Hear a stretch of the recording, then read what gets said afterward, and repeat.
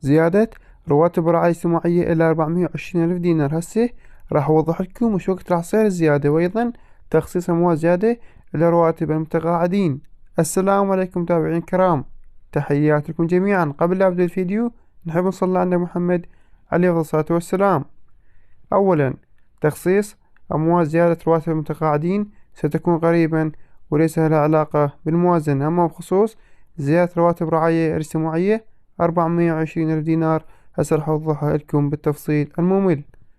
صرف رواتب مديرية ما كركوك، صرف رواتب وزارة التجارة الشركة العامة للحبوب سايلو الرفاعي، صرف رواتب موظفي وزارة النفط شركة نفط الشمال. أما باقي الرواتب وزارة المالية تباشر بتمويل رواتب موظفي الدولة لشهر شباط، يعني إذا ما نزل اليوم إن شاء الله بالأيام المقبلة راح ينزل رواتبكم. أما بخصوص الزيادة إلى رواتب الرعاية الاجتماعية، طبعا مثل ما تعرفون انتم الزيادة 420 دينار حسب قانون 11/2014. الزيادة لكل عائلة مكونة من 4 أفراد فما فوق تتم 420 ألف دينار. هاي شو وقتها بالموازنة عام 2023، يعني العام الحالي.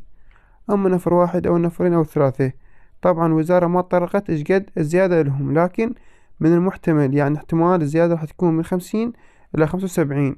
إذا كان نفر واحد يصير 100، إيش قد الزيادة راح تصير إليه؟ إذا كان من الرجال فيستلم 150، وإذا كان من النساء يعني إذا رجال يستلمون 150 وإذا النساء يستلمون من 150 إلى 175. أما النفرين يستلمون 225 والنساء 250، وثلاث نفرات يضيفون فوقها 325. يعني إذا كان يستلم 275 راح يستلم 225 أو 250، والنساء 200 العفو 375.